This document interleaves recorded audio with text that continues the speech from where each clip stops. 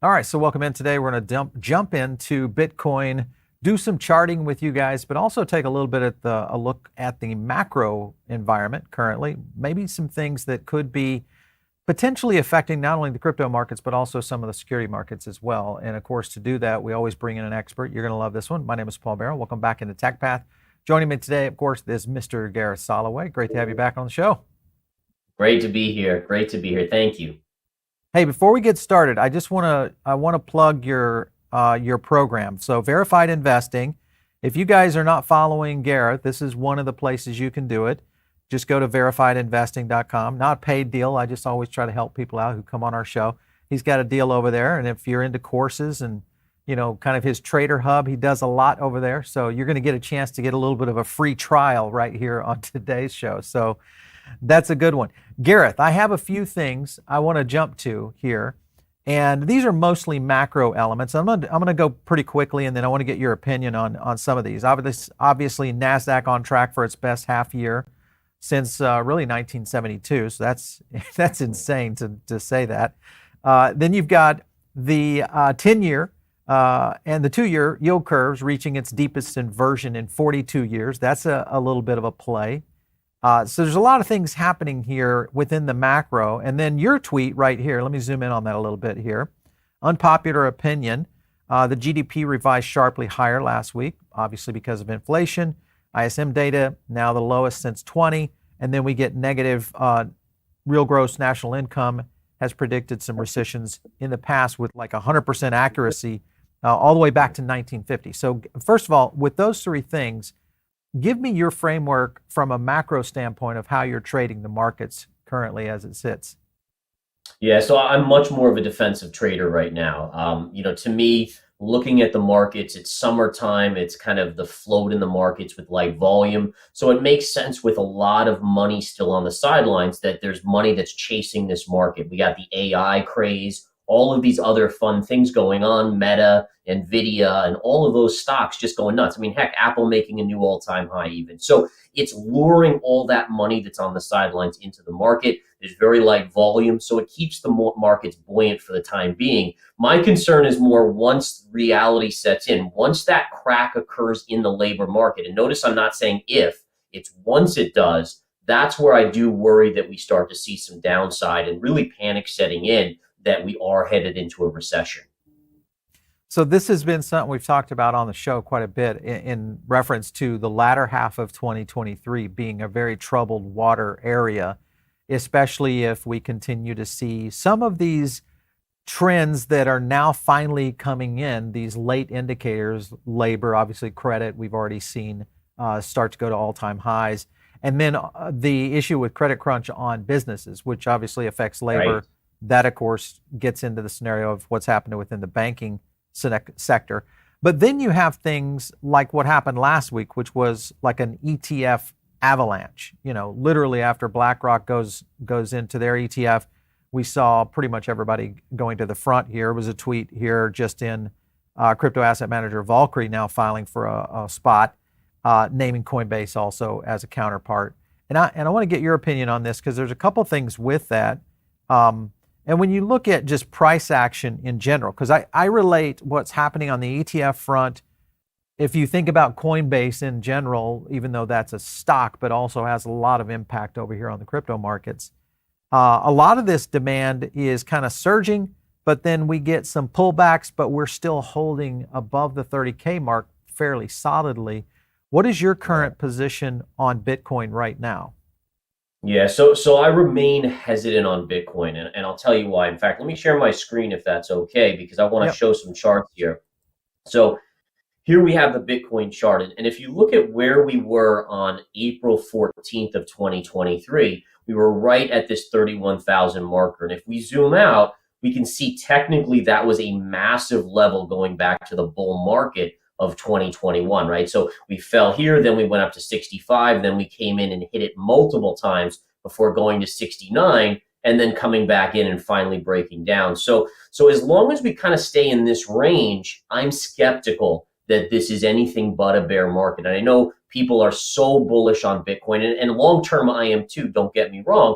I just have been through enough bear markets where it's harder to convince me because I've been burned so many times thinking it's a new bull market in the past that I'm still waiting to see. And the one thing I would point out is, I mean, think about the massive moves in some of these tech stocks, right? So again, just look at the last, since we were up at 31,000 here, think about what technology has done. I mean, we've had weeks where I think the Nasdaq has been up almost every single week since then, yet Bitcoin hasn't broke out. And as a risk asset, why isn't that happening? And to me, that's a concern. Now, if we can break above this 31-ish level and hold, then I think you have some momentum to really have a bigger move up on Bitcoin. But till then, at least for me, I'm just remaining hesitant.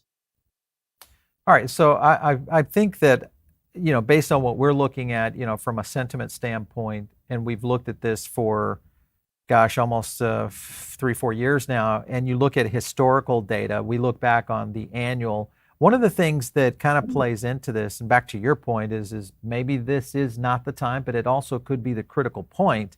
I was just looking at Google Trends here, and this is looking at both Bitcoin and NFT searches. So you can kind of see NFTs really coming off the floor, coming down to the floor right here. But Bitcoin, though it has been sliding, it has had little moments. And that's always a question to whether or not this is the bottom. If you look at those kind of, if you could just go back in the 5-year and, right here in April 2019, you had that little spike right there. A lot of times these Google Trends have a lot of similarities with aligning with what's happening in the market. And then obviously we know what happened in late 21. So with that being the fact, and we see some potential, blips showing up at least on Google Trends, what we see on the sentiment side, blips showing up, and then, Bitcoin somewhat responding, coming from really a 16K, 16.5 early this year up to where we are right now, double your money. Pretty good position for Bitcoin traders right now, a lot of them in the money. Do you feel like this is something that we would see? Let's play out a scenario here. A recession truly sets in, we do see the labor market get hit, and finally Wall Street says, okay, we're going to take a pause. Liquidity starts to become an issue in the market. Where does Bitcoin end up at that point? Do we see it retrace below the 20K mark? Where's your target for this area of time that we're looking at now?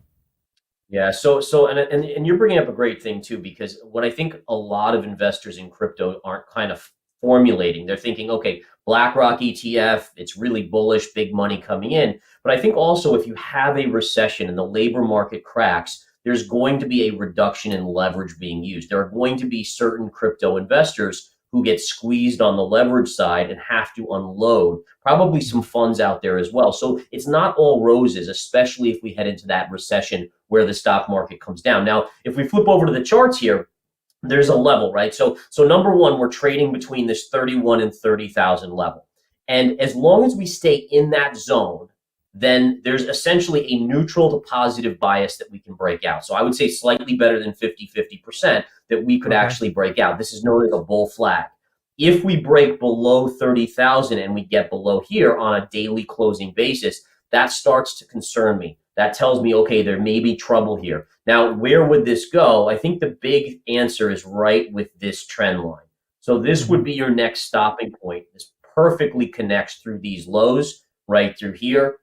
And that would mean that, again, if you break below 30 and hold there, you're headed down to about 26. 26 breaks, now you're starting to talk about 20,000 again as your target. And eventually, if that breaks, then you're looking at your lows. So for me as a trader, if you're bullish on Bitcoin, it's so imperative right now that you see a breakout. You have to get this thing to go, because a failed bull flag, this is a bull flag, if it fails, that tells you something. That pattern should not fail. It should lead to further upside. And so it tells you that there's bigger money selling into it. And then you have to start watching these pinpoint levels on the way down. So again, those would be my levels at this point in time. And I think for us as technical traders, you just watch this little narrow band right now and look for the price action. One thing that we've been looking at here, when it comes to sentiment, if you guys are following our Crypto Power Index, this has been a very unusual last few days, because we've had, top line sentiment, general sentiment very high, Bitcoin hitting 31K early this week. And then our lower sentiment, which are people that are like it's an intent action. Now those are kind of coming together here right now. So that could be a good thing, but it could also be a bad thing with top line sentiment falling a little bit here toward the end of the week. A lot of this, I think, was I'll call it pent up demand with the ETF, what we've seen with Coinbase, things of that nature that kind of play into it. I wanted to jump over to a tweet here. This is because this goes back to your point. This was by Piper Sandler saying Coinbase could fall 25% if we continue to see this this uncertainty around what's happening with the SEC, and then we still don't have a verification as to whether BlackRock or other ETFs are ever going to get approved. Because those I think are big factors. So it's not all roses where all this is playing out. Well, and I think that's one of my concerns too. There's no doubt that a spot ETF is a positive, or multiple spot ETFs is a positive for the crypto space, especially for Bitcoin. But the question again too is, I would say, well, how long does it take? Does it take for the SEC to approve it? Because I think investors are piling into Bitcoin thinking it's within a month or two, when in reality, what if it's 6 months? What if it's 12 months? I mean, do investors have the stamina to sit around waiting for it, especially if the stock market starts to decline, if the economy starts to roll over at that point? Yeah, it's going to be one to watch for sure. I mean, we're staying very close on top of this one because I think Bitcoin and Ethereum both have a lot of relationship to what's happening in the ETF. Plus, you look at Fidelity, obviously one of the bigger markets out there where you can get to Bitcoin and Ethereum. So that one is one we're watching as well. I want to jump over to a handful of altcoins here. And one of the ones that I want to look at is Polygon, because Polygon has been a high flyer. It's one that we exited out of earlier this year. But now I'm reconsidering Polygon. I want to get your opinion. When you look at this particular chart, not knowing a lot about the fundamentals of that project, but getting into the numbers and really where the trends are going, what do you see? Yeah, so Polygon is one that I am semi-intrigued by. The big thing for me is just recently in the last couple of days, we had this nice move up. But if you look at that high from June 22nd, we right up to it. And with Bitcoin's pullback the last 2 days, we've seen this declining as well. So the big thing to me is this upsloping trend line. As long as that holds, you have this wedge pattern that's getting tighter and tighter. And ultimately, if you can get a breakout on Polygon above this downsloping longer term trend line, which goes all the way back to early this year, that would be a big breakout and a potential signal that this has further upside. So right now, it's kind of what I would consider in the gray zone, where you're stuck in, and I can even erase this trend line to kind of even make it clearer. So really you have this wedge pattern, and what you're watching for as a technician is, does it break above, let's say 73 cents? Okay, that's very bullish. But if it breaks below 64 cents, that would then potentially participate or signal a move back down to the lows of 50 cents. Yeah, just remember for everyone, Polygon released their 2.0 roadmap. There are some important dates there to be aware of, the upcoming events. Obviously, July 10th week, we've got the token, and then the 17th, the governance starts to flow in. So just be aware of those things as you're trading some of these, as those kind of things do affect the community. And I do want to just point out is that there will be a point where we do get clarity on what it means to be a crypto security, right? What do they have to do? What do they have to reveal? Right. And at some point, the market will look at that when they are regulated and say, this should have an X dollar amount in terms of valuation. And that's the key. Is I think as an investor, if you're a crypto investor, most of your money is Bitcoin and Ethereum. There's no doubt about it. But there is a possibility that 1% of your portfolio could turn into 10% of your portfolio by picking up something like this. Where you take a very limited amount of risk. Where if it goes to zero, okay, it was 1%, no big deal. But it could turn out to be a big risk return on your investment. Another one that is brewing in terms of our research, this is related to Avalanche, a project called Beam. This is a test net that's going live now. So it's currently running on Merit Circle and also Avalabs.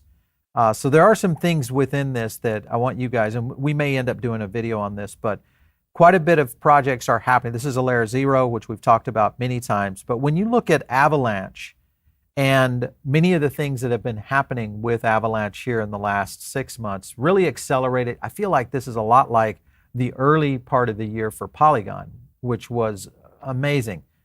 What does Avalanche look like for you? It's also one of the tokens that did not get delisted on Robinhood, others like Revolut, etc., that are out there delisting tokens.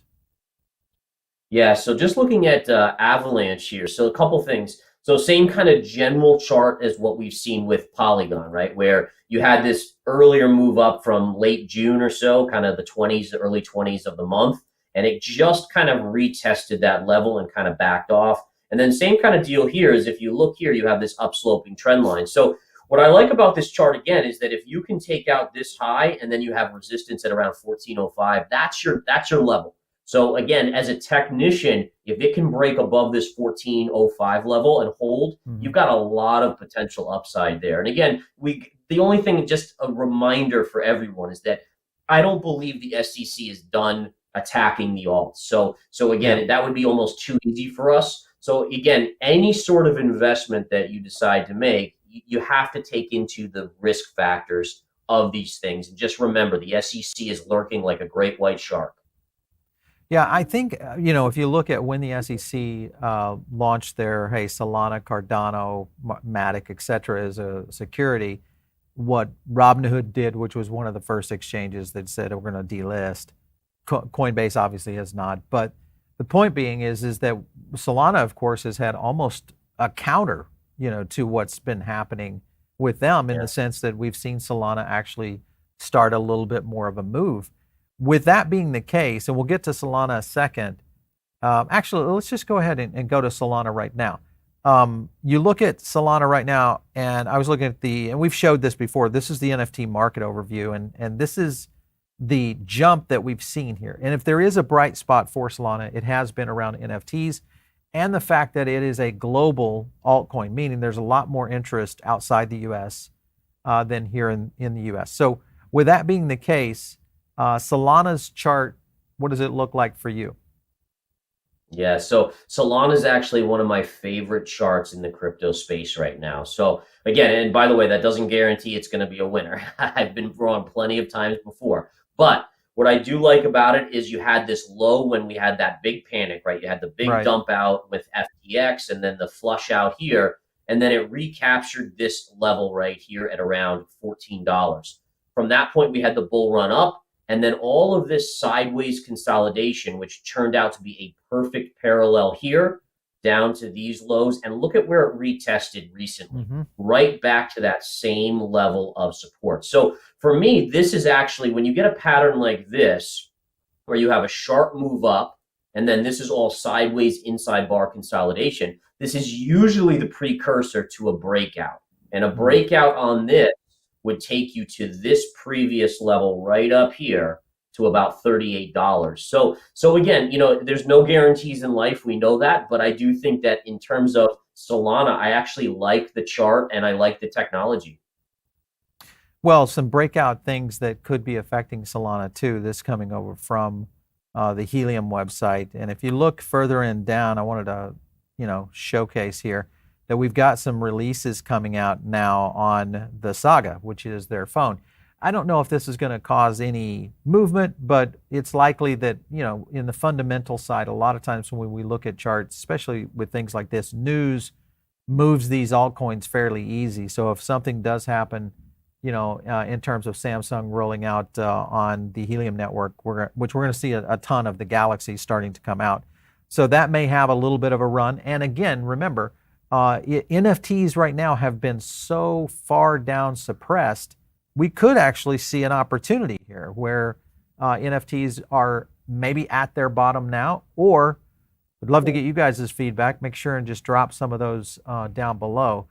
If you think NFTs are going to continue their decline in the current market, or do we see something like this with Solana? Another thing that I want to get into is Flow. This is one we've been watching. We've been in and out of this project. It's been flying here over the last 10 days for some of the reason that we've reported on here on the show. One thing is just to show you guys, they've got this event coming up. It's a big hackathon happening But one of the things I want you guys to be aware of is this little unlock period that's getting ready to happen on July 15th on that same day. So be aware, unlocks do occur on this one monthly. When they happen, there has actually been some historical numbers where flow has gone up in value. So if you look at it in your current chart, Gareth, what would you say about flow? Yeah, so looking at flow, it's a great move recently until this pullback. One of the things to always remember is, why did price stop when it went up? Well, if you look at all this sideways action right here, Yeah. anytime you have sideways action, it's essentially buyers and sellers exchanging at equal levels. That creates resistance. So you can see price went up, pierced it, but it just couldn't hold above that. Now, as a buyer, so this isn't quite this pullback is intriguing to me. I always look for a retrace to the scene of the crime, which would be this consolidation level. So if you get down to about the 57, 58 cent level, that would be, as a technician, where you would expect it. If it's going to turn up again and break higher, that would be your level right there, right around 57, 58 cents. And what I would recommend for you guys, our research team looked at this from a chart standpoint. And if you go back into the unlock events with flow, take a look at where the chart resided. If you're on our CPI, also take a look at the sentiment data, and then kind of map those over each other, and then take a look at that, because it does have a little bit of an influence on the community, which obviously drives price out there for sure. All right, we're going to get into some stocks real quick, but before we get over into that, make sure and smash a like if you guys like having Gareth on the show. We're going to put him on the hot spot here. Hit the like button, because it does help us on understanding what traders you guys like to see out here. So nothing personal, Gareth. We're going to put you in there. Okay. Hey, there's a lot of things happening now with some of the tech stocks. Obviously, we mentioned that a little bit earlier. Meta is getting ready to release and drop Threads. Threads getting ready to drop here just in 20 hours away. We'll see how this rolls out as a Twitter possible competitor. Will this have an effect on Meta's high-flying stock, or do you think this is nothing burger in terms of stock price? I think in general, and I can jump to the chart and just kind of show you what the charts are showing here. But number one, I think it makes sense that Meta is debuting this, right? So if we look at the thought process behind Threads versus Twitter, Twitter is kind of now known as the Wild West. Anything goes, very little kind of moderation out there. And so I think Facebook/Meta is viewing that as an opportunity to debut something that is more like the old Twitter run under Jack Dorsey. Now, in terms of the chart, Meta has just been vertical. I mean, this is one of the greatest moves, along with Nvidia, Microsoft, Apple, to the upside since it made those lows. But it is coming into a major technical level here, right above 300. And so for me, that's where you're likely going to run into resistance, and I would start looking for a pullback. If you look at things like RSI, the weekly RSI is insanely overbought, signaling that at some point it probably does need to pull back. How much of a pullback? That's going to be interesting. I would say it probably in the next 6 months potentially pulls all the way back to $220 to $215. Well, that'd be interesting, because we actually had you on a show about 6 months ago when we were looking at Meta, and you and I kind of came to the same conclusion. We were ready for something interesting to happen. It did, and we got a chance to really ride this wave up. So we're watching this one right now, more of a take profits kind of scenario if you've been in Meta for quite some time. Another one that could have some reaction to what's happening in the overall space is Amazon.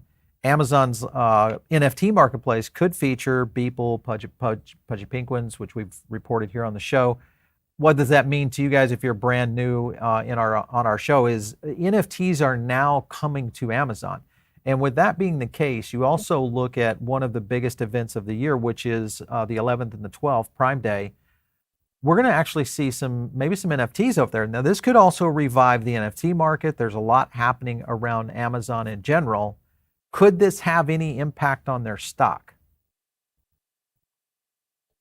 Yeah, so I do think that anything NFT right now is probably inconsequential because of how bearish that market is. But Right. I do think that in the future, there is something there. And I do think, like you were talking about, is it a good time with NFTs?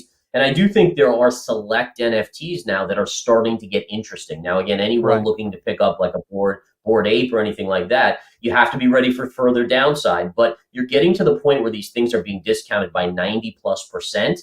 It almost starts to me to look like that .com flush out, where the Mhm. best of breed may come back in the future and really thrive. Obviously, a lot won't make it, but it is interesting. Yeah, for sure. I think this is the key. Do you think it has no impact on Amazon stock price in terms of these kinds of little nuances that they're building in? This is something maybe more for the long term. That's what I think. I think longer term, they're being smart about this, build it out right now, but I don't see it as having a major impact on the stock. Again, in the overall portfolio of what they have, any sort of revenue, any sort of profit generated will be very, very minor compared to the bigger picture. But I think more and more, and we talked about this many times in the past that I've been on with you, more and more of these big companies are dipping their toe in the water in the crypto markets in some Right. different way. And I think they realize what the future holds. Yeah, for sure. Speaking of that, one of the companies that we've been tracking and we've talked about here on the show, mainly because it aligns well with what's happening in Web3, is Unity Software. Now, Unity is getting ready to do their earnings report on the 8th of August, so just a little bit away. The likelihood is we're going to see another up. And if you looked at their past earnings, their last 2 quarters, this stock has done very well. And obviously, it's also done very well on the charts. The question I have for you, Gareth, can this party continue to be a party for Unity? Because they seem to be having all the answers right now in terms of the chart prices. Yeah, so the chart, and I think one of the keys about the chart as we jump over to it here is that number one, it's had a great run from about the lows just since May. It was around $25. So I mean, you've had a significant rally. But what I like about this is that if you zoom out on that chart, you're still down from $210 of its all-time high back in 2021. So even if you were to pull back, and it's already pulling back here, there's a couple gaps right around 36 and change, and then a scene of the crime retrace. I would Yeah. be on pullbacks buyers of this name. Again, probably me, I would start nibbling around that 36, Number. 32. But I think if you get pullbacks like this is a name on the bigger chart pattern setup that you do buy. Yeah, that's my number. I'm glad you hit that right there. I feel like I hit the roulette Nice. there. All right, Gareth, we're going to get to our poll, and then I have a couple of questions here from the audience for you before we cut out of here. What's the poll today? Let's take a quick look at that. All right, what's the most promising catalyst for the markets? Crypto ledge, but it looks like the Bitcoin ETF approval is going to be the big one for sure as far as potential short term. And then the last one there was Gensler getting fired. Couple of questions coming in to you. This one coming from Jen Smith. She says, could AI be a recession killer? Possibly, with all the things that are happening, all these tech companies. What do you think? I think this is a double-edged sword. AI is 100% a double-edged sword. It's going to increase productivity, right? So there's a potential that it can lessen the impact, and it can even help inflation come down. But it also is going to cause layoffs. In fact, I was reading an article last night that talked about multiple tech companies that have already, in fact, IBM was one of them that said, Right. we are halting hiring in any zone that AI in the next 6 or 12 months can do. And so what my concern is that while it may lessen a recession in this cycle, does it then exacerbate a recession in the future as more and more people find themselves out of jobs due to AI? Yeah, yeah, for sure. Well, I think, there's a lot of factors that play into that in terms of productivity and what that might mean for companies that could expand. Actually, AI could increase jobs in other areas because you can expand now in areas because of AI in itself, because productivity eats up a lot of the jobs. And again, that goes back into more white collar positions. There was another question here from Paris. She says, is he still in the camp that Bitcoin will hit sub 15 by Q4? What's your feeling on that? I still think that's a possibility, but again, a lot is determined here by this 30 to 31,000 zone. So if we break back below 30,000 and we start trading back towards 26, then I do think by the end of the year you could see that 15,000-ish level, the lows again being retested. But again, price action could change. And again, I think for me, and it's interesting, on the little the questions that you were asking, one of the things that I think could be the most bullish is not up there, but it's if we get clarity on the security aspect of crypto, that would be insane. Like just the clarity alone, and you could see some of these alts double and triple in value. Well, I think it was on the poll. Did we have it Oh, on it there? was. Let's might I have think been regulation was on there. I'm not sure. What? Yeah, legislation passed. Crypto legislation passes. 31. It was. So, and then, all right. but hey, you know, that's not. I'm bad. usually it's the number opposite 2 of the crowd. So that's right in the sweet spot of the curve. I like that. I like it. Hey, Gareth, it's always good having you on. Thanks again for coming in. I know you're out on holiday, so we appreciate your time today. It's always a pleasure, Paul. Thank you so much, and have a wonderful rest of your day. You bet. All right, so you guys are, again, tuned in on the live stream, but one of the ways that you can catch this show and get notified is by subscribing and just clicking that little bell. It's going to give you notifications on your phone and say, hey, we're live over here. And that way you can catch all this alpha and really get in on a lot of our stuff that we break down in these live shows ahead of the curve. So that's the first thing you can do. But one of the best investments you're going to make is the free one, and that's going to be joining the Diamond Circle. It's our email list, but it's also a Substack, so all of our content goes over there. We do an additional podcast. It's only available in the Diamond Circle with additional audio content, charts, all sorts of stuff, and it's your gateway to learning a lot more of what we do around our analysis and research. So make sure and check it out. We'll leave a link down below. And of course, if you guys want to catch me, it's out there on Twitter, @Paul Barron. We'll catch you next time right here on TechPath.